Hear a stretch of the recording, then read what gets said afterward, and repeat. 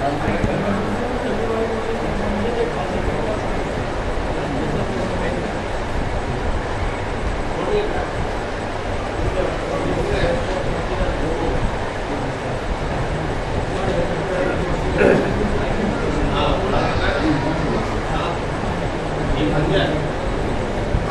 باللہ من الشیطان الرجیم بسم اللہ الرحمن الرحیم وَإِذْ غَدَوْتَ مِنْ أَهْلِكَ تُبَوِّئُ الْمُؤْمِنِينَ مَقَاعِدَ لِلْقِتَالِ وَاللَّهُ السَّمِيعُ الْعَلِيمُ إِذْ هَمَّتْ طَائِفَتَانِ مِنْكُمْ أَنْ تَفْشَلَا وَاللَّهُ وَلِيُّهُمَا وَعَلَى اللَّهِ فَلْيَتَوَكَّلِ الْمُؤْمِنُونَ وَلَقَدْ نَصَرَكُمُ اللَّهُ بِبَدْرٍ وَأَنْتُمْ أَذِلَّةٌ فَاتَّقُوا اللَّهَ لَعَلَّكُمْ تَشْكُرُونَ إِذْ تَقُولُ لِلْمُؤْمِنِينَ أَن لَّن يَكْفِيَكُمْ أَن يُمِدَّكُمْ رَبُّكُمْ بِثَلَاثَةِ آلَافٍ مِّنَ الْمَلَائِكَةِ مُنزَلِينَ بَلَىٰ إِن تَصْبِرُوا وَتَتَّقُوا وَيَأْتُوكُم مِّن فَوْرِهِمْ هَٰذَا يُمْدِدْكُمْ رَبُّكُمْ بِخَمْسَةِ آلَافٍ مِّنَ الْمَلَائِكَةِ مُسَوِّمِينَ وَمَا جَعَلَهُ اللَّهُ إِلَّا بُشْرَىٰ لَكُمْ وَلِتَطْمَئِنَّ قُلُوبُكُمْ بِهِ وَمَا النَّصْرُ إِلَّا مِنْ عِندِ اللَّهِ الْعَزِيزِ الْحَكِيمِ لِيَقْطَعَ طَرَفًا مِّنَ الَّذِينَ كَفَرُوا أَوْ يَكْبِتَهُمْ فَيَنقَلِبُوا خَائِبِينَ لَيْسَ لَكَ مِنَ الْأَمْرِ شَيْءٌ أَوْ يَتُوبَ عَلَيْهِمْ أَوْ يُعَذِّبَهُمْ فَإِنَّهُمْ ظَالِمُونَ وَلِلَّهِ مَا فِي السَّمَاوَاتِ وَمَا فِي الْأَرْضِ يغفر لمن يشاء ويعذب من يشاء واللہ غفور رحیم.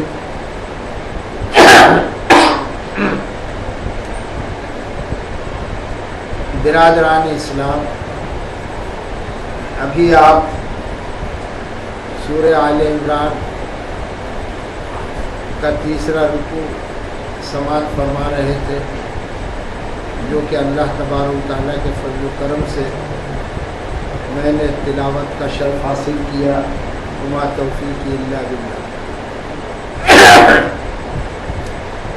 یہ سورہ آل عمران کا مضمون ملا جلا ہے اور اس میں احکامات بھی ہیں، اور جیسا کہ آپ مسلسل سنتے چلے آ رہے ہیں. آج 13ویں رکوع کا آغاز ہوا چاہتا ہے، اور یہ رکوع ایک عجیب ہے کہ بڑا غور و فکر کرنے کی ضرورت ہے اس میں، اور ایک اسلامی تاریخ کا پس منظر ہے کہ اللہ تبارک و تعالی ارشاد فرماتا ہے. آواز بڑھانے کی ضرورت ہے ادھر.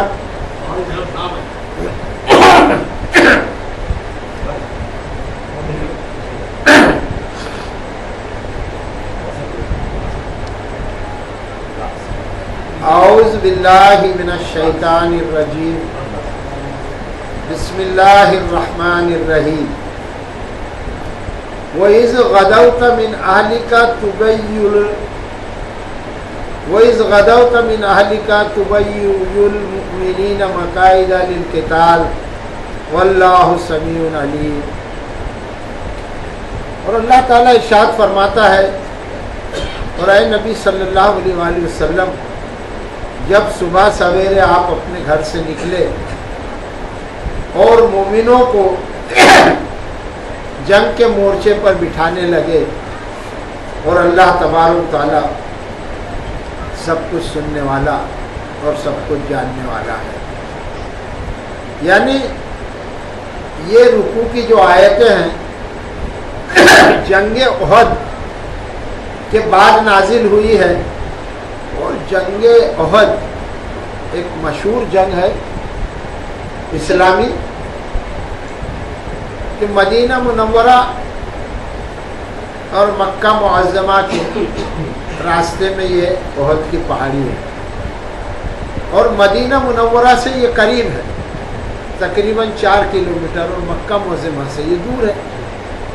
بہرحال مکہ معظمہ اور مدینہ منورہ کے راستے میں یہ احد ہے مقام۔ یہاں کا جو ہوا واقعہ اور جو جنگ ہوئی، اس کے بعد یہ آیت نازل ہوئی کہ اللہ تبارک و تعالیٰ ارشاد فرماتا ہے وَإِذْ غَدَوْتَ مِنْ أَهْلِكَ تُبَوِّئُ الْمُؤْمِنِينَ مَقَاعِدَ لِلْقِتَالِ۔ اور اے نبی صلی اللہ علیہ وآلہ وسلم، جب صبح سویرے آپ اپنے گھر سے نکلے اور مومنوں کو جنگ کے مورچوں کی جگہ پر آپ بٹھا رہے تھے، اس وقت اللہ تعالیٰ فرماتا ہے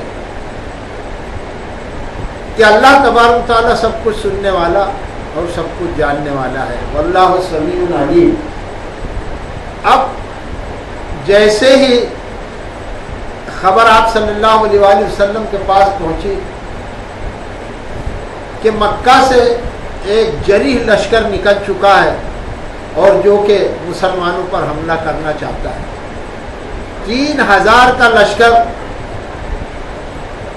نکلا مکہ معظمہ سے، اور میں سامان کے، ہتھیاروں کے، اور 3000 افراد پر مشتمل وہ لشکر تھا۔ یہاں پر اللہ کے رسول صلی اللہ علیہ وآلہ وسلم اپنے صحابیوں سے مشورہ کر رہے تھے کہ یہ جنگ اب تو ان کو آنے میں تو دیر ہے، وہاں سے نکلے ہوئے، اور یہاں پر یہ مشورہ ہو رہا ہے کہ یہ جنگ کیسی لڑی جائے۔ تو اللہ کے رسول صلی اللہ علیہ وآلہ وسلم اور صحابہ اکرام میں یہ طے ہو رہا تھا اور گفتگو ہی چل رہی تھی کہ یہ جنگ مدینہ منورہ میں رہ کر لڑی جائے، مگر چند نوجوان صحابی تھے جو بدر میں نہیں تھے اور اس وقت وہ چھوٹے تھے، تو ان کا جو جذبہ شوق تھا کہ ہم بھی اسلام کے لیے لڑے، اللہ کے رسول صلی اللہ علیہ وآلہ وسلم کے ساتھ ایک جنگ میں ہم بھی جائیں، تو وہ جوانوں کا جو حوصلہ تھا، اور سب جوان مل کر آپ صلی اللہ علیہ وآلہ وسلم سے گزارش کرنے لگے کہ اللہ کے رسول صلی اللہ علیہ وآلہ وسلم، ہم اور ہمارے ماں باپ آپ پر قربان کہ یہ جنگ کیوں نہ وہیں جل کر لڑی جائے میدان۔ اللہ تبارک تعالیٰ نے ان کے جوش کو دیکھا، ان کے بلبلے کو دیکھا کہ یہ بچے اسلام کی خاطر ایسا چاہتے ہیں، تو ان کا جو حوصلہ تھا، جو بہادری کا، جو جسارت کی انہوں نے بچوں نے، جوانوں نے، تو اللہ کے رسول صلی اللہ علیہ وآلہ وسلم نے فرمایا کہ چلو باہر ہی لڑیں۔ اللہ کے رسول صلی اللہ علیہ وآلہ وسلم نے تیاری کی، 1000 آدمی جمع ہوئے آپ کے ساتھ، اور وہاں کتنے ہیں؟ 3000 آدمی۔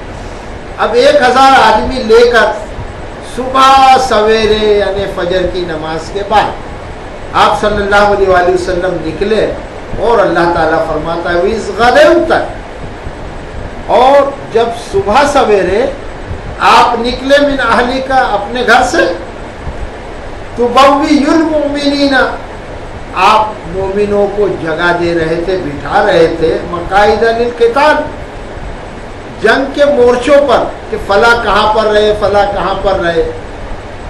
تو جب مدینہ منورہ سے نکل کر آپ صلی اللہ علیہ وآلہ وسلم احد کی پہاڑی کے پاس آ گئے، تو آپ سب کو جنگ کے مورچے پر تربیت کرنے لگے اور بٹھانے لگے۔ ایک درہ باقی رہ گیا، جو پہاڑی میں سے ایک درہ باقی تھا، اس پر آپ صلی اللہ علیہ وآلہ وسلم نے حضرت جبیر بن عبداللہ رضی اللہ تعالی عنہ کی قیادت میں 50 تیر اندازوں کو وہاں پر کھڑا کر دیا، اور فرمایا کہ دیکھو جنگ میں کچھ بھی ہو سکتا ہے اور کچھ بھی ہو جائے، اگر تم یہ دیکھ لو یا تم کو یہ خبر پہنچے کہ پرندے ہماری بوٹیاں نوچ کر لے جا رہے ہیں، یہ مثال دی آپ سب، اگر پرندے ہماری بوٹیاں نوچ کر لے جا رہے ہیں تو بھی تم اس مقام سے ہلنا نہیں. اب آپ بتلائیے کہ اللہ کے رسول صلی اللہ علیہ وآلہ وسلم کی جو فراست مبارکہ تھی وہ تو سب سے آگے تھی. تو آپ نے یہ مثال دی اتنی سخت کہ اگر تم دیکھو کہ ہماری بوٹیاں پرندے لے جا رہے ہیں تو بھی تم وہاں سے ہلنا, یعنی اتنی سخت تاکید کی تھی کہ یہ درہ ایسا ہی ہے کہ تم 50 لوگ جو تیر انداز اور بہترین تیر انداز ہو تم لوگ. تو حضرت جبیر بن عبداللہ رضی اللہ تعالیٰ عنہ کی سپہ سالاری میں ان کو وہاں پر مقرر کر دیا گیا, اور جنگ کے نقشے میں آپ صلی اللہ علیہ وآلہ وسلم سب کو اپنے مورچوں پر اپنی جگہوں پر بٹھا رہے تھے. تم یہاں رہو, تم یہاں رہو, میمنہ آگے رہے, میسرہ پیچھے رہے. یہ سب طریقے سے آپ صلی اللہ علیہ وآلہ وسلم سیٹنگ کر رہے تھے. آپ کے پاس ٹائم تھا. اور احد کی پہاڑی پر جو پانی کا معاملہ تھا وہاں پر بھی آپ صلی اللہ علیہ وآلہ وسلم نے قبضہ کر لیا پہلے ہی جا کر, اور پہاڑی پر بھی. اور دیکھیے گا کہ اونچے مقام والے کو تو فائدہ ہی پہنچتا ہے نا ہمیشہ, وہ بھی مقام حاصل کر لیا اور اپنے فوجیوں کو سب اچھی جگہ لگا دیا. اب سامنے کتنے ہیں؟ 3000. اور یہاں پر کتنے ہیں؟ 1000 نہیں ہے. ابھی دیکھیے گا جب آپ صلی اللہ علیہ وآلہ وسلم مدینہ منورہ سے نکلے احد کی پہاڑی تک آنے کے لیے, تو راستے میں ایک مقام پڑتا ہے سوتا. وہاں پر غالباً آپ صلی اللہ علیہ وآلہ وسلم کو چھوڑ کر عبداللہ بن ابی جو منافق تھا اس نے گڑبڑی پھیلا دی اور اپنے 300 آدمیوں کو لے کر وہ واپس چل دی. 1000 میں سے 300 نکل جائیں گے تو کتنے بچے؟ 700 آدمی اس مقام پر. اور اس نے ایسی منافقت چال چل دی تو جب 300 آدمی جب نکل جائیں گے تو آٹومیٹک 700 آدمی بچیں گے تو ان کا حوصلہ اور پست ہوگا. اور ایسا اکثر آج بھی ہوتا ہے, لوگ بڑی بڑی باتیں کرتے ہیں. مارک کرنا, کوئی ایسے حالات آ جائے محلے میں, آپ اشاروں میں سمجھیے, تو کیا کرتے ہیں لوگ؟ ہاں چلو چلو چلو چلو, اور سب کو آگے بڑھا دیتے. اور کچھ لوگ جو ہے تو پیچھے سے, میں نام نہیں لوں گا, اکثر مارک کرنا, باتیں بڑھ بڑھ کے کریں گے جیسے عبداللہ بن ابی کرتا تھا, اور پیچھے سے نکل جائیں گے. اور پھر آ کر کیا بولیں گے؟ ارے بھائی شانے بنو, اپن نکل لو, گھر کا کھا کے گاؤں کی بکری کائے کو چرانے کا. یہ اپنے آپ کو شانے سمجھ رہے ہیں. اور اللہ تعالیٰ نے فرمایا ہے سورہ توبہ اور سورہ انفال آپ دیکھیں گے تو اس میں ہے کہ اگر جہاد سے جو پیٹھ دکھا کر بھاگے گا اس کی سزا اللہ نے جہنم رکھی ہے, چاہے وہ کتنی نماز پڑھے اور روزے رکھے اور حج کرے اور زکات دے. تو عبداللہ بن ابی جو منافق تھا, رئیس المنافق, اس نے اپنے 300 آدمی کو لے کر وہاں سے نکل لیا. اب صحابہ اکرام 700 بچے, اس میں 2 قبیلے اور تھے, بنو سلمہ یہ پکے تھے, اور بنو حارثہ یہ 2 قبیلے بھی ایک دم. اب یہ دیکھو آیت ہی آ رہی ہے کہ اللہ تعالیٰ ارشاد فرماتا ہے اذ ہمت طائفتان منکم ان تفشلا, اور جب ارادہ کیا 2 قبیلوں نے ان میں سے ان تفشلا, یہ کہ ہمت ہار دی, بزدلی دکھا دی.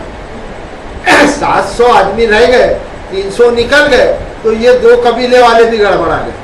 اور ان میں بھی چیمی گولیاں ہونے لگی کہ بھائی ابھی یار یہ 700 آدمی رہ گئے, ہم لوگ بھی نہیں آتے, ہم بھی جا رہے ہیں ہمارے قبیلے والوں کو لے کر. بہرحال قبیلوں کا ایک اثر رہتا تھا, ہر قبیلے کے آدمی اپنے اپنے ٹکڑی میں رہتے تھے. وہ دونوں قبیلے والے اگر نکل جاتے تو بچتا کیا؟ یہ قرآن پاک کی آیت ہے کہ اللہ تعالیٰ فرماتا ہے کہ جب انہوں نے قصد کیا 2 گروہوں نے ان میں سے کہ وہ ہمت ہار دے, واللہ ولیہما, اور اللہ تبارک و تعالیٰ تو ان کا مددگار تھا. 700 تو 700 صحیح ہے, جب اللہ مدد پر آ جائے تو پھر کون چھو سکتا ہے. اب ان کو صحابہ اکرام رضوان اللہ تعالیٰ علیہ اجمعین نے وہ 2 قبیلے والوں کو خوب سمجھایا کہ بھئی کیا کر رہے, تم کب تک دنیا میں رہو, اور ایمان لا چکے ہو, وہ تو منافق ہے, کیا تم بھی اس کیٹیگری میں آنا چاہتے ہو؟ تو بہرحال ان کو ہمت آئی اور وہ دونوں قبیلے ٹھہر گئے. رک گئے قافلے میں، لشکر میں. تو اب کتنے ہو گئے؟ 700 آدمی. دیکھیے گا کیسی بددلی پھیلتی ہے. اگر ہم 100 آدمی کہیں نکل جائے اور اس میں سے 30 آدمی اگر سرک جائے راستے میں تو دھوکہ دے دے، تو 70 آدمی کے بھی دل جو ہے تو پسیجیں گے، مائنڈ جو ہے تو تتر بتر ہو جائے گا نا. تو ایسا یہاں کرتے ہیں لوگ. اور یہ منافقوں کی پہچان آپ خوب دیکھ سکتے ہیں قرآن پاک کی روشنی. تو پھر بہرحال یہ 700 آ گئے کہاں پر؟ احد کی پہاڑی پر. یہ اس لیے ڈیٹیل میں سنا رہا ہوں کہ آیت کا تقاضا ہے. اور پھر اس کے بعد وہاں سے قافلہ آیا 3000 کا اور یہ 700، اور خوب جنگ چلی. ایسا ابتدا میں ہوا کہ مسلمانوں کو فتح حاصل ہو گئی. اور جیسے ہی وہ کافر میں بھاگ دوڑ مچ گئی، وہ ہتھیار، اپنے گھوڑے، اوزار، یہ وہ جو بھی ان کے پاس سامان تھا چھوڑ کے بھاگنے لگے. صحابہ اکرام رضوان اللہ تعالیٰ علیہ مجمعین نے دیکھا کہ یہ سب بھاگ رہے، تو مال غنیمت لوٹنے کے لیے سب صحابی لوگ بھی دوڑ پڑے اور سب مال سمیٹنے لگے. وہاں پر وہ 50 آدمیوں نے وہ منظر دیکھا کہ وہ تو سب بھاگ رہے ہیں اور یہ سب صحابی اپنے ساتھی لوٹ رہے ہیں رضوان اللہ تعالیٰ علیہ مجمعین. اور ایسا ہوتا ہے. تو وہ 50 کے 50 بھی آ گئے. اب جیسے یہ 50 نیچے آ گئے تو حضرت خالد اس وقت کافر تھے، وہ تو کفر کی حالت میں بھی بڑے بہادر تھے. تو وہ انہوں نے اپنا ایک لشکر پیچھے سے لے کر وہ درے کی طرف آ گئے. اور جہاں آپ صلی اللہ علیہ وآلہ وسلم نے فرمایا تھا کہ دیکھو یہاں سے ہلنا نہیں، چاہے خبر آئے کہ ہماری بوٹیاں اگر پرندے نوچ کر لے جا رہے تو بھی ہلنا نہیں. اتنی سخت تاکید تھی. عبداللہ بن جبیر رضی اللہ تعالیٰ عنہ سمجھاتے رہے وہ 50 لوگوں کو، کہہ رہے بھائی آپ صلی اللہ علیہ وسلم کا حکم ہے، نافرمانی مت کرو، مت جاؤ. مگر کیا لوگ مانتے؟ آپ کے پاس 10-12 لوگ رہ گئے اور جو ان کا سیلاب آیا، لشکر آیا حضرت خالد لے کر. ابھی میں رضی اللہ تعالیٰ عنہ نہیں بول رہا ہوں، قصدن سچویشن کے حساب سے. اب وہ آ گئے خالد اور انہوں نے ایسا حملہ کر دیا کہ 10-12 آدمی بیچارے کیا روک سکتے تھے.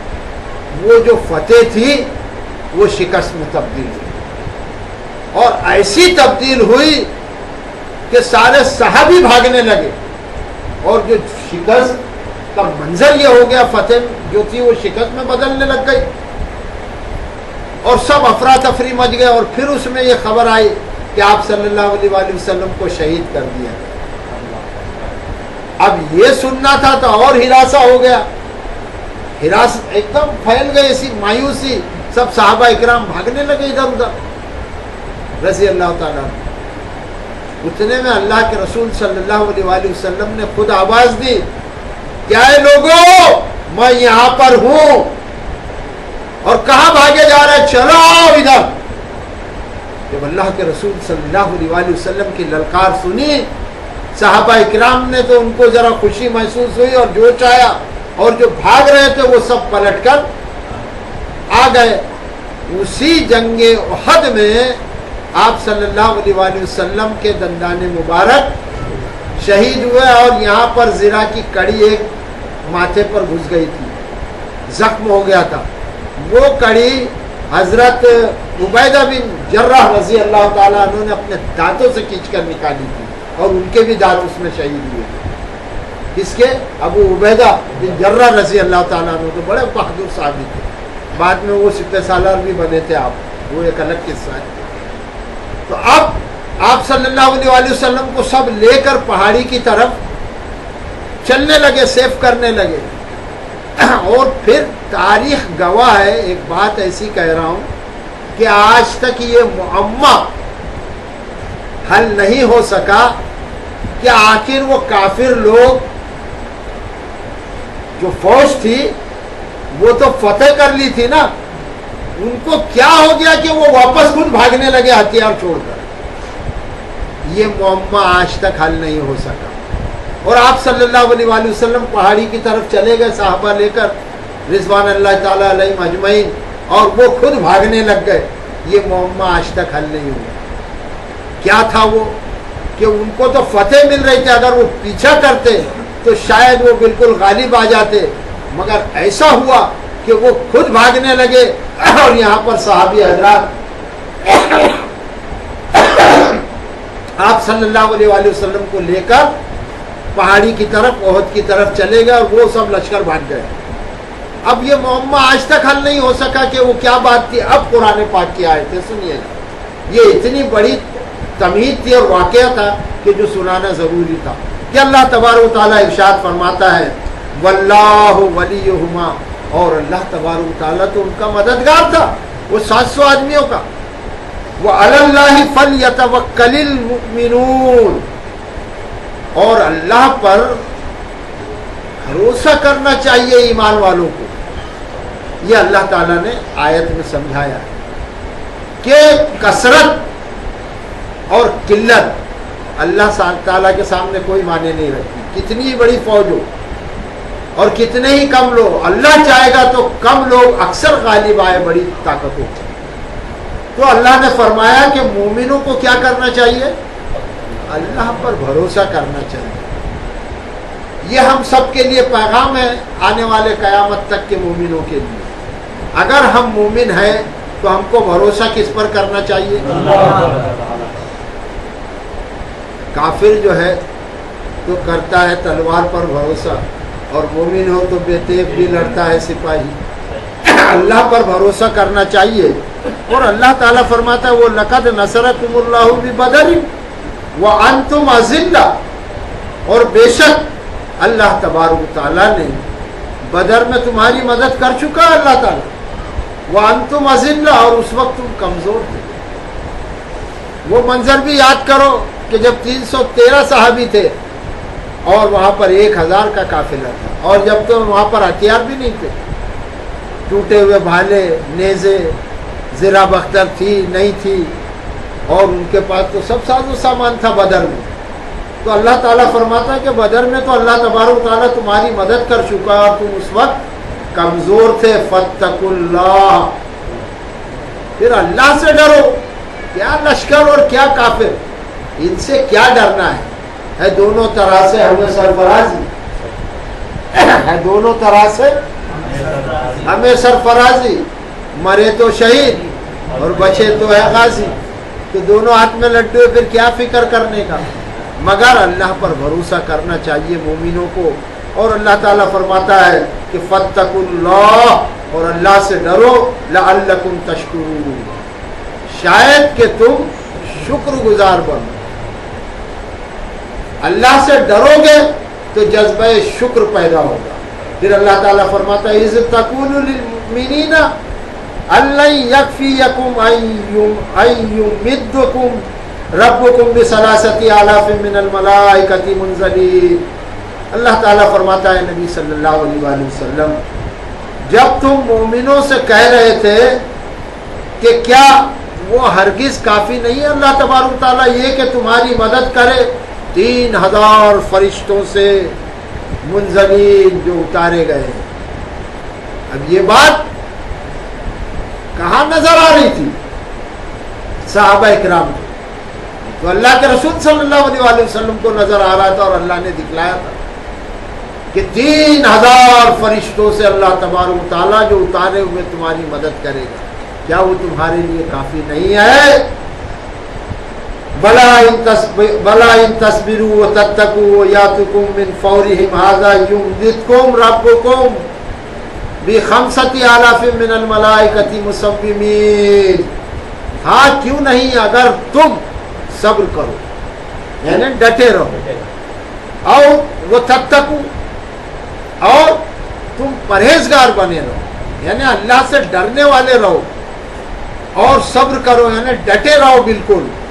وہ یاتکم من فورہم، اور اگر وہ فوراً تم پر چڑھ آئے، ھذا یمددکم ربکم، تو یہ تمہارا رب مدد کرے گا تمہاری ب5000 من الملائکۃ مسومین، 5000 فرشتوں سے جو نشان زدہ ہے. اللہ تبارک و تعالی مدد کرے گا تمہاری 3 نہیں بلکہ 5000 فرشتے سے. اب 5000 فرشتے جب اتر جائیں گے میدان میں اور وہ بھی نشان زدہ ہے, یعنی اللہ نے ان کو بھی حکم لگا دیا کہ کس کس کو مارنا ہے. اگر وہ چاہتے تو ایک ہی فرشتہ سب کو سلا دے. 3000 کے مقابلے میں 3000 اتارے اللہ نے, پھر 2000 ایکسٹرا. مگر وہ مصومین تھے, نشان زدہ تھے کہ فلاں کو مارنا, اس کو ہی مارنا, اس کو ہی مارنا, ورنہ وہ تو سب کو صاف کر دیتے. اب اس میں سے بھی اللہ بہتر جانتا ہے نا, جو بھاگے تھے کافر لوگ, وہ بعد میں صحابی بنے کہ نہیں, عہد والے بھی, تو وہ اللہ تبارک و تعالیٰ کی حکمت ہے, اس کی مرضی ہے. تو اللہ نے 5000 فرشتے اتار کر مدد فرمائی, اور وہ بھی سب کیسے تھے, نشان زدہ. پھر اللہ تبارک و تعالیٰ فرماتا وما جعل اللہ الا بشرا لکم ولتطمئن قلوبکم بھی, اور یہ خوشخبری اللہ تبارک و تعالیٰ نے اس لیے تم کو دی تاکہ تمہارے دل مطمئن ہو جائے اس کے ذریعے سے. یعنی صحابہ اکرام 700 تھے, 3000 کے سامنے کیسے نپٹیں گے؟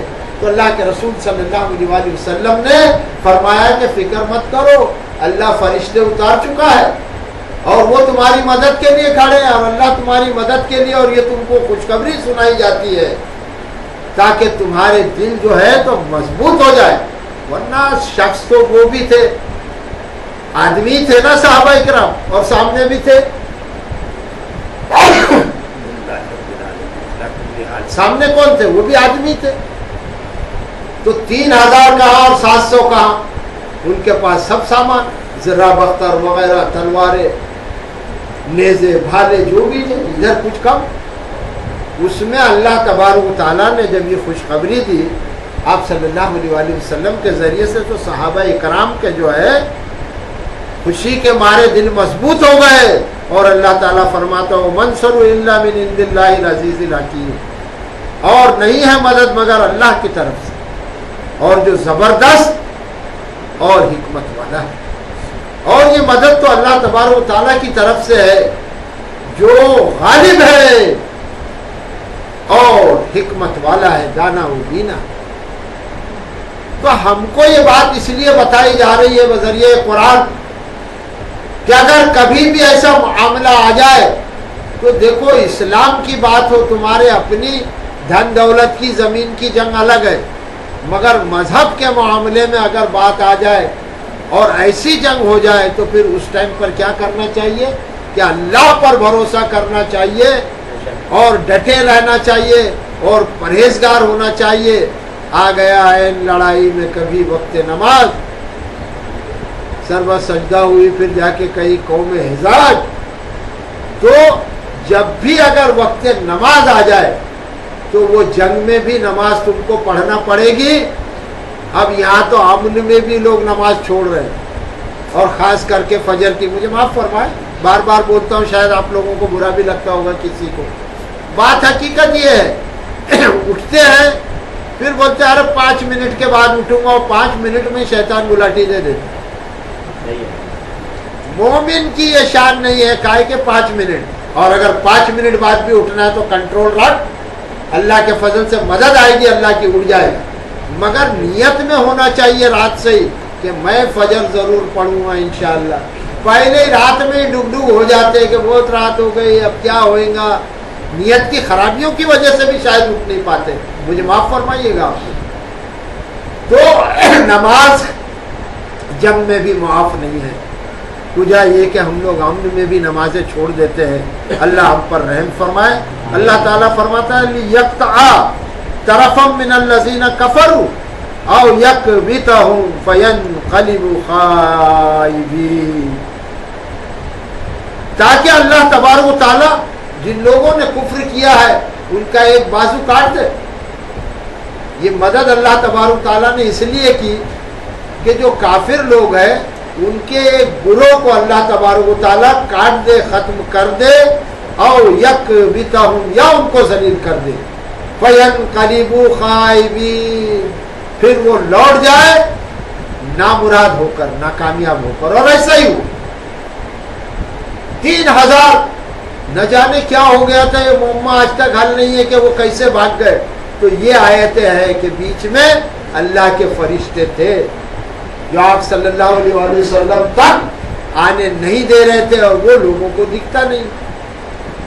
اس لیے تاریخ یہاں پر آ کر خاموش ہوتی ہے، اور قرآن نے یہ بتلایا ہے کہ وہ اس لیے بھاگ گئے تھے کہ ان کی دھلائی فرشتے کر رہے تھے.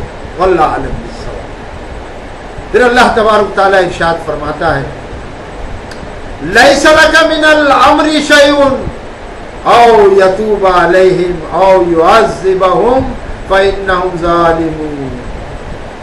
اے نبی صلی اللہ علیہ وآلہ وسلم دیکھیے گا، آیت دیکھیے گا، اور یہاں پر یہ اسٹیج والوں کی بکواس دیکھیے گا. اب یہ آیت پڑھ دیں، ان کو قرآن دکھتا نہیں ہے گا تو بولے یہ تو گستاخی کر رہے ہیں. اب یہ تو اللہ تعالیٰ فرماتا ہے، سنیے گا کہ لیس لک من الامر شیء. اے نبی صلی اللہ علیہ وآلہ وسلم آپ کا اس میں کوئی دخل نہیں ہے. کیا فرمایا اللہ تعالیٰ نے؟ لیس لک من الامر شیء، اس میں آپ کا کوئی کام نہیں ہے. لیس لک من الامر شیء کہ اس میں آپ کا کوئی فیصلہ نہیں ہے، کوئی حکم نہیں ہے. سب ترجمے سنا رہا،